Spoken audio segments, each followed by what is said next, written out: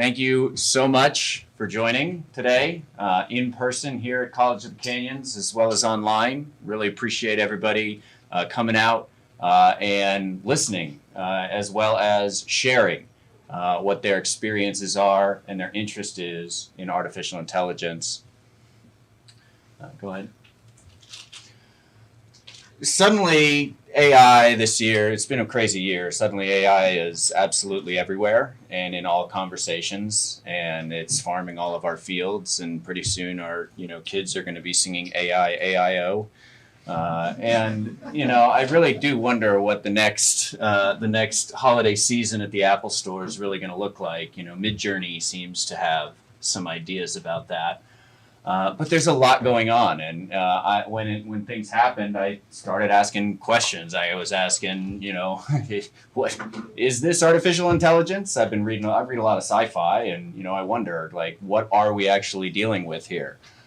What is it? What is artificial intelligence? Do I have the right understanding and definition? How do I get an AI assistant? Now I feel like now I need to be a rock star prompt programmer, and where do I go and get help? Can I trust that AI assistant? What's ChatGPT going to use with all of that stuff that I'm giving it? Will it take my job? My agency in life? Will it tell me what to do?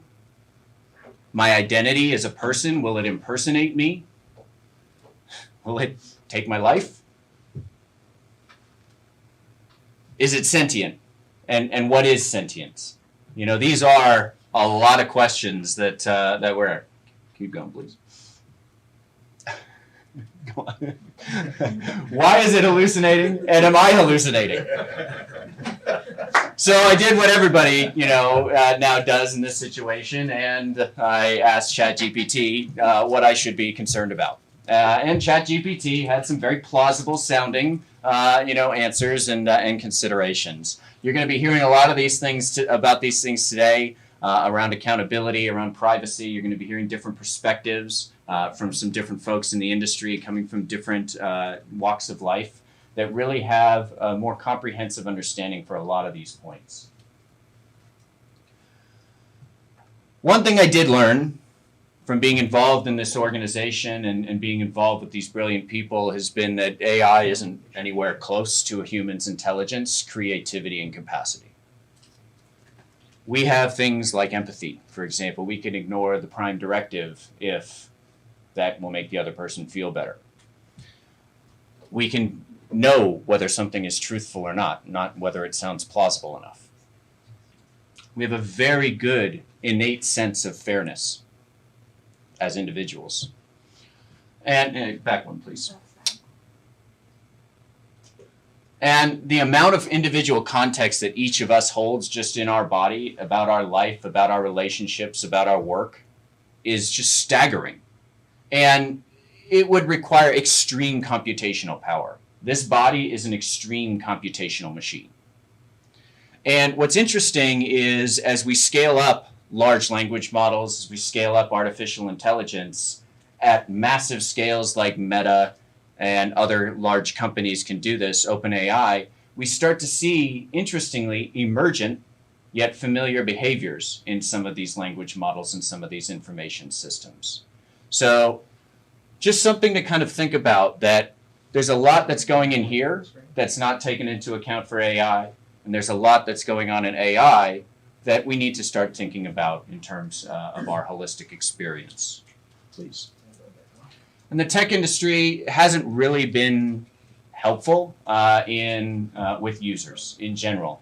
And I say we, I've spent a long time in the tech industry, are relentless optimizers. What are we optimizing for? Well, I don't know. We didn't really ask you first. We just gave you something and said we were going to be optimized by it. That's not psychologically safe way to approach people. It's not a good way to run the industry. Next slide. There's been a lot of irresponsible things we've done with psychological safety, things like notification overload.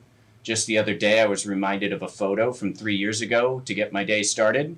It was a severe injury that I had suffered. Not exactly the way I wanted to start my day. But they're optimizing for my attention. And if you have read, if you've looked at any of the AI research, one of the foundational papers is attention is all you need. And so that's really kind of how the technology industry thinks about this stuff. Juul is another example. Juul was, hey, let's make smoking cool again out of Silicon Valley. Really horrible public health experience has fallen out of that because we didn't think of the long tail impact of making smoking cool again. So Kwaai really wants to do this the other way. Kwaai is a nonprofit. Kwaai is a group of individuals that are motivated to try to come together and understand what it is that humans actually want. These are the 4 principles of human-centered design. Be people-centered, solve the right problems, figure out by asking the people what their problems are and solve those problems. Don't solve the delivery driver's problem for the delivery corporation, and now the delivery driver is peeing in a bottle. Everything is a system. Everything is interconnected, and these things are complicated. And when you pull on one lever, it doesn't just necessarily work. It impacts other things. And we need to take small and simple interventions. Let's go slower. Let's not disrupt, because who gets disrupted? It's the users. And what we need to do is really be very careful about how we roll out personal AI and look at our human superiority. Next slide. We have a great agenda for you all today. It's great to see so many faces in the room. Really great to see folks dialing in online on the Zoom. Thank you for joining us on LinkedIn Live as well. We're going to go through, next coming up will be Riza Rasool, Kwaai's chair, speaking about, what is Kwaai and why are we here? How will this transform the way we work? Then we want to invite all of you here that are here today in person, in physical person. It has its privileges. Please, what brought you here? In our weekly public meeting for Kwaai, we have a section called Member Voices where we invite the community that comes and attends those meetings to speak up.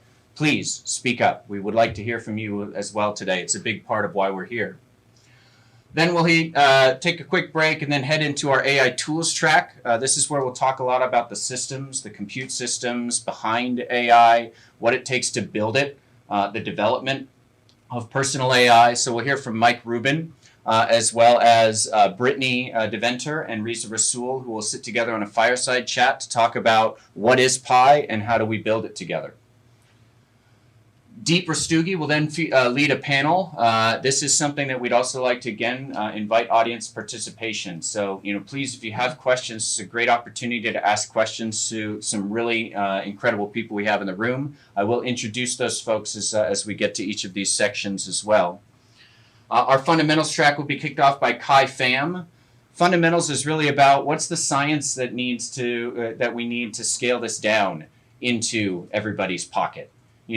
Why does Meta have that advantage that they have, and what can we do about it? So Kai will talk a lot about what can we do in advancements of science in order to make that more democratic for all of us. Riza will then talk to us just about the fundamentals of AI. What is this? This is really kind of a primer around the field here. And so looking forward to hearing from Riza there. We'll do another moderated panel with some great panelists here. And in the AI policy track, Sushil Kumar will lead us off there. Sushil will talk about the scope of AI policy. We'll spend some extra time on education and what the impacts are of AI in the educational field. Ray Gill will get up there and he'll talk a lot about the context of personal AI and what's called the architecture of one. How can your AI have you as its primary motivation?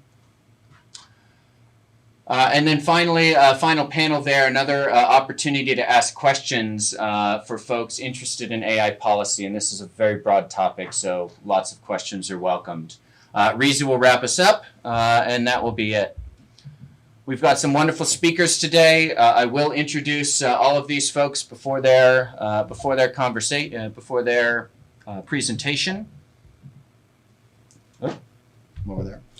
My name is Matt Small. I'm an advisor for Kwaai. I've been in the cloud technology industry for about 15 years, working primarily at technology startups doing infrastructure management. So cloud computing, utility computing, I look at Kwaai as being an opportunity to apply these senses of how do we use a utility for intelligence, personal assistant intelligence.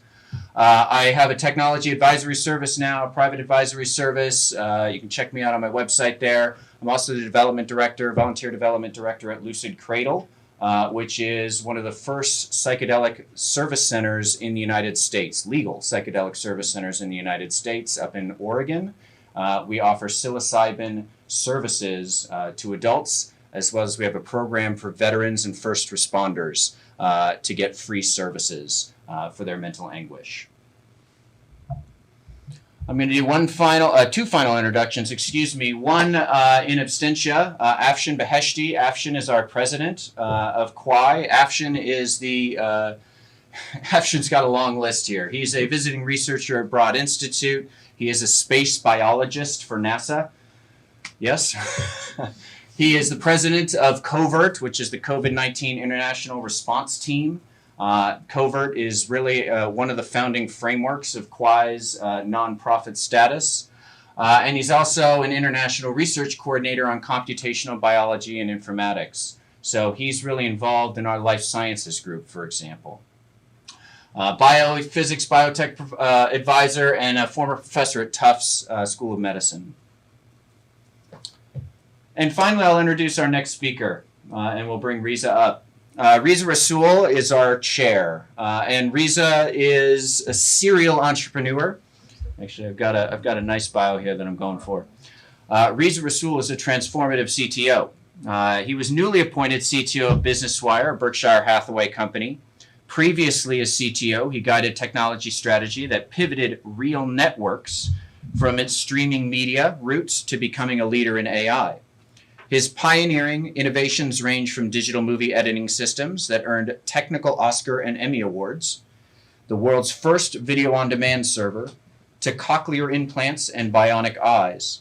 His serial startup career includes 2 exits to Google, papers published.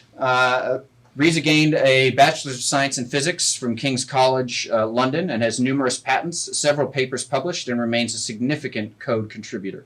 He's a husband and father of 4 boys who loves to cook, write, and paint. Riza is the founder of Kwaai, a developer community democratizing AI. So with that, I'd like to invite Riza up to the stage to give the keynote today. Thank you.